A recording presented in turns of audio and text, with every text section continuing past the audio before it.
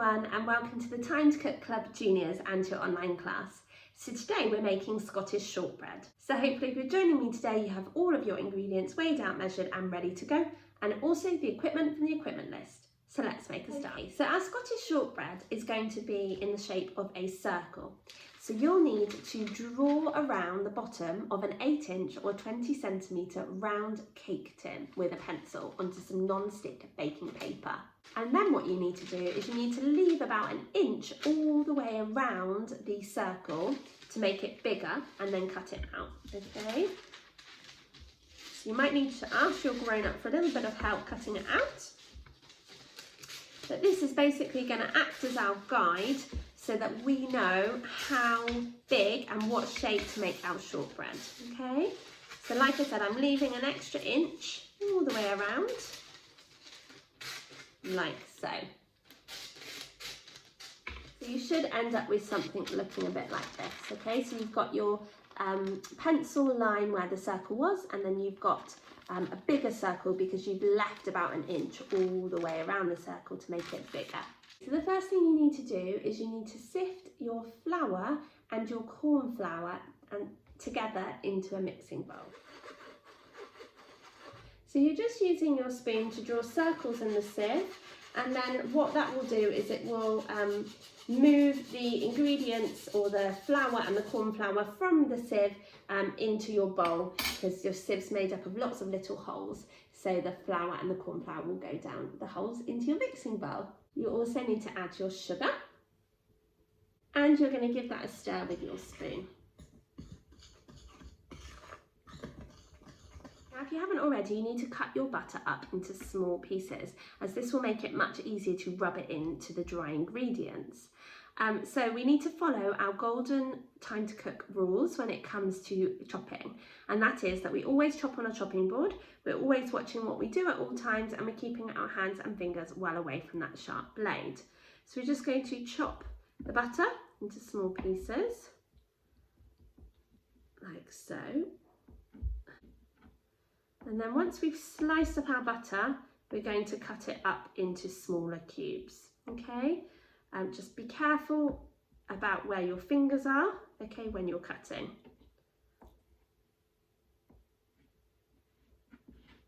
Great work, guys. So now you're going to add that to your mixing bowl with your flour and your corn flour and your sugar.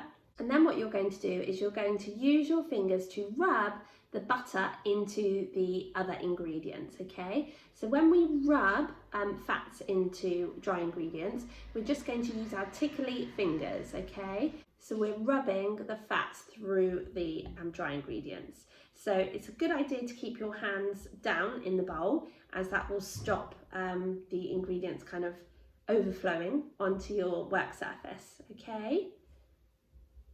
So as you can see, I'm kind of putting my hands a little bit out the bowl so you can see what I'm doing with my fingers. So I'm just using the tips of my fingers to rub the fat in.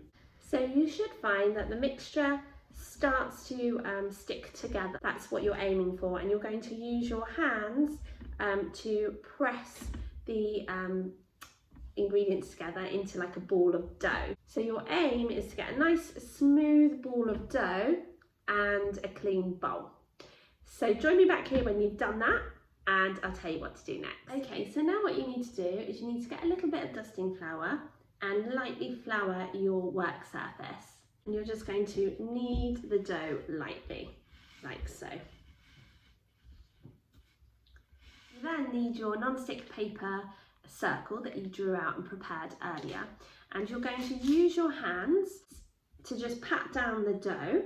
You're aiming for the dough to reach the outer edge of the pencil circle, okay? So try and use your hands to just pat down the dough, and you want to get as close to the pencil circle as possible, okay? And we are going to use a rolling pin in a minute to just neaten it all off, okay? You might want to flour your hands to stop the dough from sticking to your hands if the dough is really sticky. Otherwise, you can just use the heel of your hand, which is this part, the bottom part of your hand, to just gently press down on the shortbread. And once you've just about reached the circle, then what you're going to do is you're going to use a rolling pin to just flatten down the top. Okay, and you can use your hands to just neaten off the edge, like so. And you can pop a little bit more flour on your hands and just smooth over the top of your shortbread. So now you're going to carefully lift your shortbread up by the non-stick baking paper and pop it into a tin. And now what you're going to do is you're going to use your fingers to make like a crimping pattern all the way around the edge of the circle of your shortbread. So to do that, you're going to use your forefinger and your middle finger of one hand and pop it on the edge, and then you're going to use your forefinger of your other hand to just lift it up slightly like this. And we're going to go all the way around the edge of our shortbread like so. And then with a knife, you're just going to score your shortbread into 8, okay? So when scoring is where you don't cut all the way through, you just kind of leave a mark on your shortbread. So we're going to cut down in half, okay? And then we're going to cut it into quarters, so that's 4. And then we're going to cut each quarter in a diagonal to make 8, okay? Like so. So it's like you're chopping up a pizza really. And then with a fork, you're just going to prick your shortbread, okay? So I'm doing kind of 2 pricks of a fork on each piece of shortbread, like so.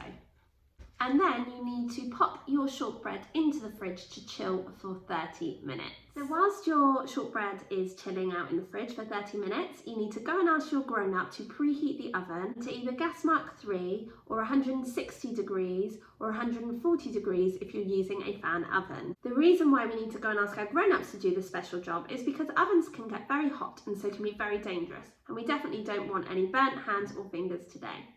The reason why we need to preheat the oven is to make sure that the oven is at the perfect temperature for when we're ready to pop our shortbread into it. So after your shortbread has been chilling out in the fridge for 30 minutes, you need to go and ask your grown-up to pop your shortbread into your preheated oven for 45 minutes, or until the shortbread is a lovely pale brown colour. Once your shortbread is cooked, your grown-ups can remove the shortbread carefully from the oven, and grown-ups, you'll want to just go over the top of the lines that we scored out earlier, which will make it much easier for you to cut your shortbread.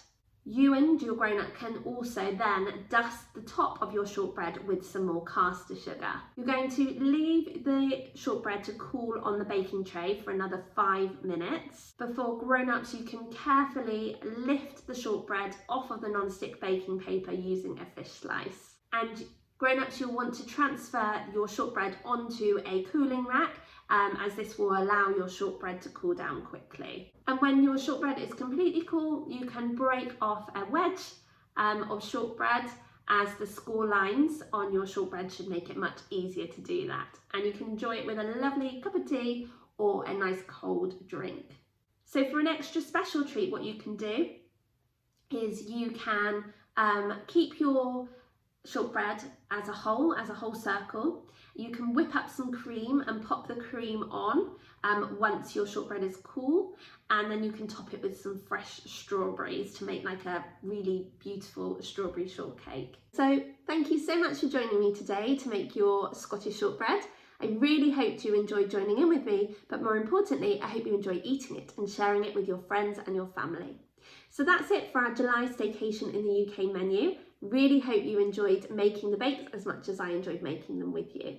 We'll be back next month with a brand new menu. I can't wait to share it with you. You're in for a real treat. So have a super rest of your week, and I really look forward to cooking with you guys again soon. Bye!